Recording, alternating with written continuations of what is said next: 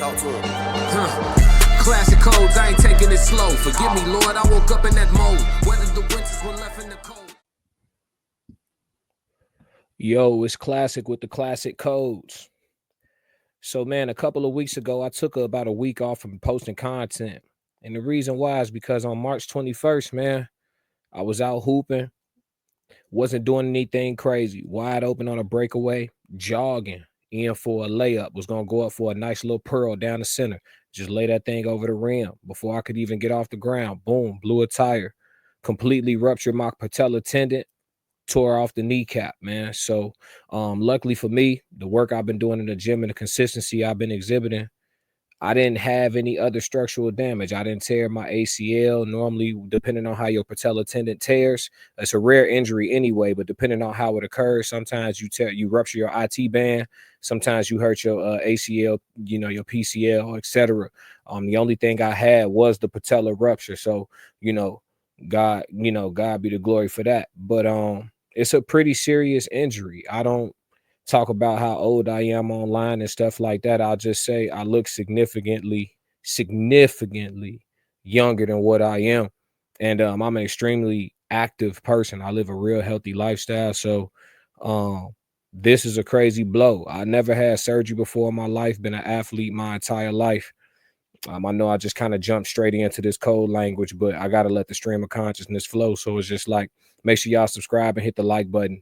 But at this point in my life, I never this is probably one of the most like major catastrophes that I've experienced in my life, and it's happening well into my adulthood. So to be sat down in this way and to be experiencing such a rare injury, it happens to people, but it's just not super common. I just feel like, God was just sitting me down, sitting me still, and giving me an opportunity to focus on other things. I really do believe that things are happening for you and not to you, as long as you pray and meditate on and you express your desires and your wants, to God and to the universe, depending on how you spiritually set up. Those things work towards you as you work towards them. So I truly believe in that. And just remembering that on the journey, when things happen that could be perceived as like rough patches or hurdles or barriers to entry, a lot of times those things are just fortifying you so that you could become the version of yourself that you need to be to inherit all of the blessings that you're working towards and that's working towards you.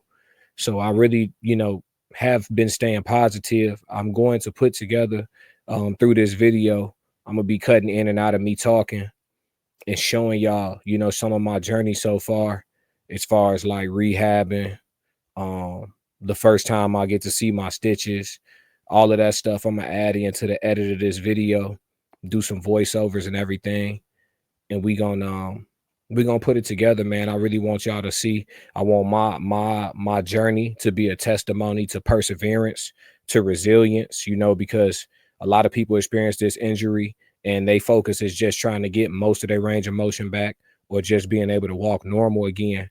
And really, I'm rehabbing, and my physical therapist, shout out to them.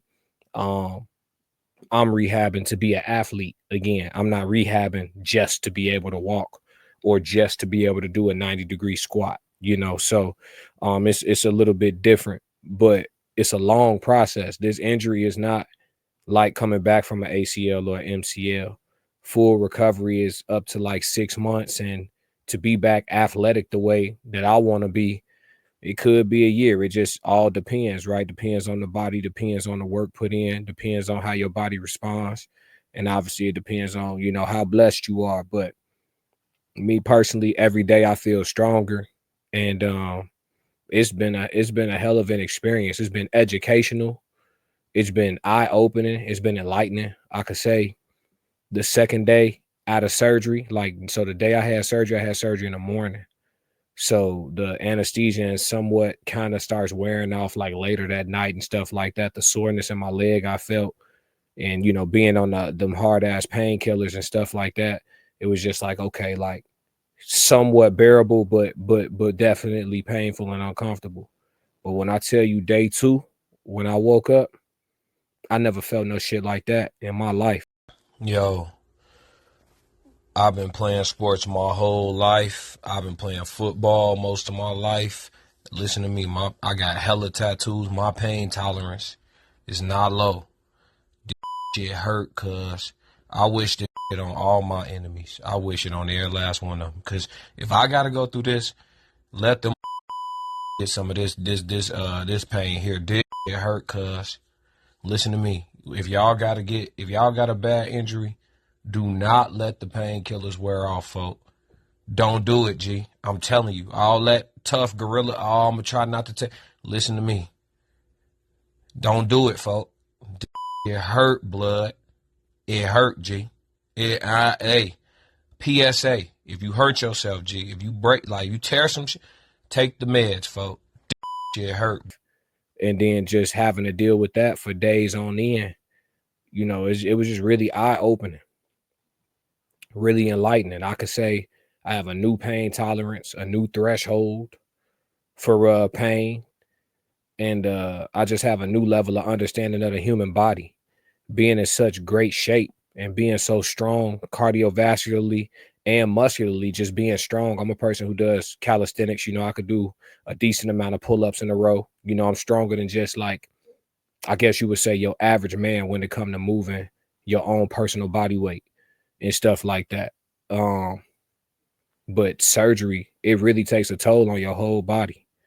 It really does. I'm gonna try to find a video that I could use in the edit of this to show y'all like how much they had to open my knee up to perform the surgery. Like they really had to like open my knee wide, like open my leg wide open. And so seeing other surgical procedures that were the same as mine on YouTube and stuff like that, it really let me know, you know, the pain that I felt makes sense. You know, it makes sense. Like they had my shit opened up like that. Like, yeah, that shit makes sense. Like that it feel like this, the swelling, all of it. So it's giving me an opportunity though to really, I mean, my days are long, right? So I have my therapy and my exercises I got to do that probably take up about an hour to 2 hours of my day in totality. And the rest of the day is not much more that I could do. I can't walk. So it's like right now I'm propped up in my little studio area where I make my content, and I got my leg kind of situated a certain way. My crutch is right here on the side of me, you know, just so y'all know, like I'm not capping. My crutch is right here on the side of me. And yeah, we recording content through the wire. You know what I'm saying? We doing it through the leg brace, you know. I got to keep my leg locked out completely straight for another, like probably another month and a half from now. And I'm already 2 weeks removed from surgery, but I do get to unlock it and do my exercises and all of that. But for the most part, it got to stay straight. So it's a lot to it, man. I could say a lot of people I know who have had surgeries, and maybe their surgeries weren't as like intense, because a lot of people pull ligaments and they tear ligaments. This was a tendon, so it's a big ass tendon too, the patellar tendon. So with that being said, I just think a lot of people underemphasize how painful and how much it zap your body. I'm 1 week out of surgery, got my first physical therapy evaluation today. I'm looking forward to that. Man, listen, right here test you in every way. Like, I never had surgery before. I never had no broken bones, none of that. Been an athlete my whole life. So this is my first run-in with this shit. But I seen my brother go through it. We got in a bad car accident. My brother had reconstruction on his whole leg. He had 9 surgeries, broke every major bone in his leg. I seen somebody go through it. But the level of empathy I have for my brother now, it's on a whole different level, because this shit I'm going through ain't even shit compared to what he going through, and the shit I'm going through, this shit is immense, you understand? And I don't even got to prove my toughness or none of that. I get punched in the face on the weekends for leisure, so I don't got to prove my toughness. This shit real. This shit is a real test, fam.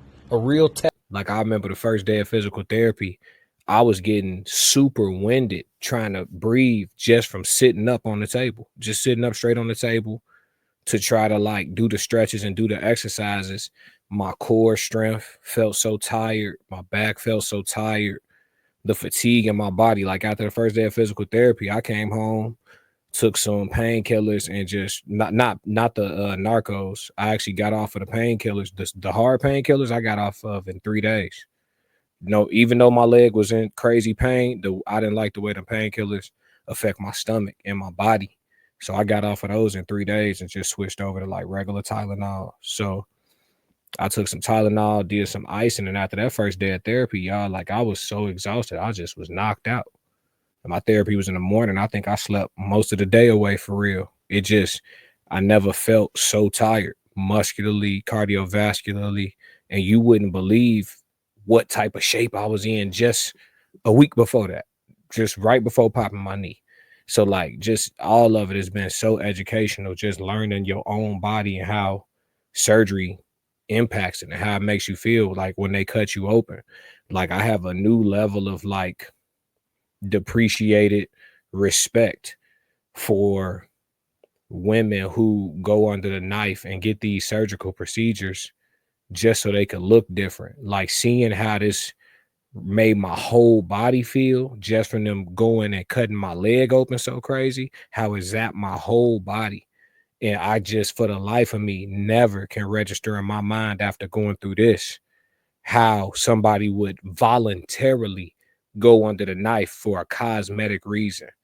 Like I really believe there's other things that should be getting surgically repaired, metaphorically speaking. You should be surgically repairing your sense of self, your sense of confidence. And a lot of times confidence comes from the lifestyle you live and the preparation that you put in. When you know that you in the gym and you know that you eating healthy and clean, you feel good about yourself and you feel good about what you see in the mirror because you're seeing results, you're seeing gains. Those things breed a healthy person, and a healthy person going to attract other healthy people. The fact that someone could be so dissatisfied with themselves and so lazy and unwilling to go put the work in to make themselves a version of themselves that they satisfied with, they will voluntarily risk their lives and go under anesthesia, right? Because that is risking your life. You just assume you coming back from anesthesia. Everybody don't. So you risk your life to go under anesthesia. And then not only that, risk your life being cut open, having that vacuum put on you, moving fat cells from here to there and slicing this off and stowing this up and closing this up. It's just like, why? Just seeing how I felt like, and I understand that they post op for like them BBLs and stuff. It's intense, like wearing them fajas and if they doing what they supposed to be doing, it's a painful situation. It's not like this where it's a 6-month recovery and stuff like that, but it's very involved depending on the level of work they get done. So I just like after going through this, I can honestly say I look at people who voluntarily get cut on with a whole different lens now. I really do. And I'm just being honest about it. But yeah, man, that's what I'm dealing with. That's what we going through. I'm gonna be pumping content out like ain't nothing wrong though, because a part of my morals and my principles and my ethics and that code language that we speak, it's about powering through, survival of the fittest. The weak and the weak do not make it. The strong only survive, and that's what life just really is. You don't become strong unless you go through trials, tribulations, and pain. So this right here is just giving me an opportunity to learn more about just how much of a monster I really am and really to turn shit up even more. So that's what we gonna do. We gonna take it there. Make sure y'all take a second to go tap into my other channel as well, the Classic Codes Sports.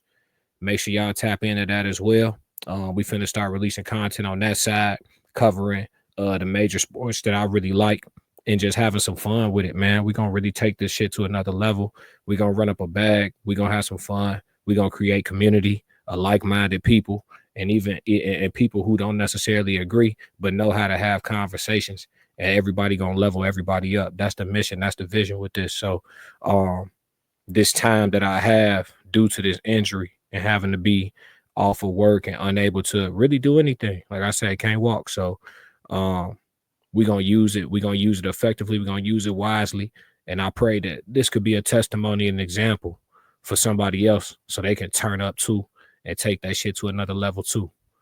But if y'all don't do nothing else, man, make sure y'all subscribe to the channel, hit the like button, drop y'all comments, drop some encouragement, drop some prayers, drop some love. You know what I mean? Even drop your hate if that's how you feel. But if you don't do nothing else, man, stick to the codes. Yeah. Classic codes, I ain't taking it slow. Forgive me, Lord, I woke up in that mode. Weathered the winters when left in the cold. Hardened my heart and that heart